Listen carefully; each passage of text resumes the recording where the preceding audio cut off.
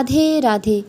अश्विन महीने की पूर्णिमा तिथि को उदागर पूर्णिमा भी कहते हैं। इस दिन चंद्रमा अपनी 16 कलाओं से युक्त होते हैं और ऐसी मान्यता है कि इस दिन आसमान से अमृत वर्षा होती है। इसीलिए शरद पूर्णिमा की रात को खुले आसमान के नीचे खीर बनाकर रखी जाती है और उसका सेवन किया जाता है। इस दिन चंद्र देवता की पूजा करने से चंद्र दोष दूर होता है और अश्विन पूर्णिमा के दिन से ही कार्तिक स्नान शुरू होते हैं और कार्तिक मास की शुरुआत हो जाती है। और इस बार पूर्णिमा तिथि 2 दिन है। ऐसे में पूर्णिमा का व्रत किस दिन रखा जाएगा, स्नान किस दिन करना है, कार्तिक स्नान कब से प्रारंभ होगा, यह आप जानेंगे। साथ ही इस बार पूर्णिमा तिथि पर भद्रा भी लग रही है जो कि अशुभ रहने वाली है। तो भद्रा काल कब से कब तक रहेगा, भद्रा का वास कहाँ रहेगा, चलिए आपको बताते हैं। इस बार अश्विन महीने की पूर्णिमा तिथि 6 अक्टूबर दिन सोमवार को दोपहर 12:24 से शुरू हो रही है, जिसका समापन 7 अक्टूबर दिन मंगलवार को सुबह 9:16 तक होगा। पूर्णिमा तिथि 2 दिन है। ऐसे में पहले दिन चंद्र देवता की पूजा का शुभ मुहूर्त रहेगा, जबकि रात के समय पूर्णिमा तिथि भी विद्यमान रहेगी और चंद्र देवता की पूजा भी की जा सकेगी। इसीलिए पूर्णिमा का व्रत जो इस बार 6 अक्टूबर दिन मंगलवार को रहेगा, लेकिन पूर्णिमा का स्नान 7 अक्टूबर दिन मंगलवार को किया जाएगा और कार्तिक स्नान भी इसी दिन किया जाएगा। स्नान ब्रह्म मुहूर्त में विद्यमान पूर्णिमा तिथि में करना शुभ माना जाता है। हालांकि पूर्णिमा का दान आप दोनों ही दिन कर सकते हैं। 6 अक्टूबर दिन सोमवार को ब्रह्म मुहूर्त का समय होगा सुबह 4:48 से 5:36 तक। सूर्योदय होगा सुबह 6:24 पर और सूर्यास्त होगा शाम 6:05 पर। इस दिन चंद्रोदय शाम 5:34 पर हो जाएगा।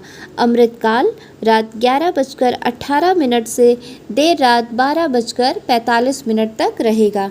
अभिजीत मुहूर्त सुबह 11:51 से 12:36 तक रहेगा। राहु काल का समय सुबह 7:30 से 9 बजे तक रहेगा। तो इस दिन आप जो पूजा है वह राहु काल लगने से पहले कर लीजिए और इसके अलावा जो शाम की पूजा है वह आप गोधूली मुहूर्त में कर सकते हैं। गोधूली मुहूर्त का समय 6:01 से 6:26 तक रहेगा और बाद में भी आप 7:15 से पूजा कर सकते हैं। चंद्रोदय के समय के बाद आप कभी भी चंद्र देवता को अर्घ्य देकर अपना व्रत खोल सकते हैं। अब बात कर लेते हैं भद्रा की।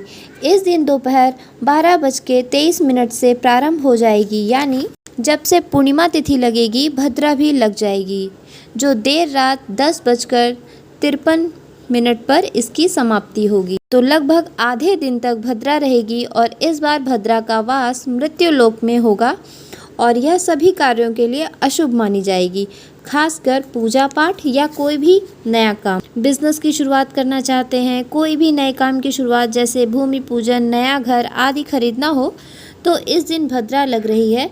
तो जितनी देर भद्रा लग रही है उस समय ऐसे काम करने से बचें। 7 अक्टूबर किसी भी नए काम की शुरुआत के लिए शुभ रहेगा। भद्रा देर रात तक रहेगी, तो ऐसे में खुले आसमान के नीचे खीर कब रखें, तो देखिए जब भद्रा समाप्त हो जाए तब उसके बाद से अगले 2-3 घंटे आप आसमान के नीचे खीर रख सकते हैं और उसके अगले दिन स्नान करके इस खीर का प्रसाद रूपी सेवन कर सकते हैं। लेकिन अगर ऐसा ना कर पाएँ तो अगले दिन सुबह 9:16 तक उल्का तिथि में 7 अक्टूबर दिन मंगलवार को ब्रह्म मुहूर्त में उठकर स्नान करें और खीर बनाएं और तारों की छाँव में जब आसमान में चंद्रमा भी विद्यमान हो उस समय आप इस खीर को खुले आसमान के नीचे आधे घंटे के लिए रख दें, बाद में प्रसाद रूप में ग्रहण करें। 7 अक्टूबर दिन मंगलवार को सुबह 6:24 से प्रारंभ होगा और सूर्यास्त शाम 6:04 पर होगा। इस दिन चंद्रोदय शाम 6:12 पर होगा। ब्रह्म मुहूर्त सुबह 4:48 से 5:36 तक रहेगा, जो कि स्नान के लिए उत्तम रहेगा।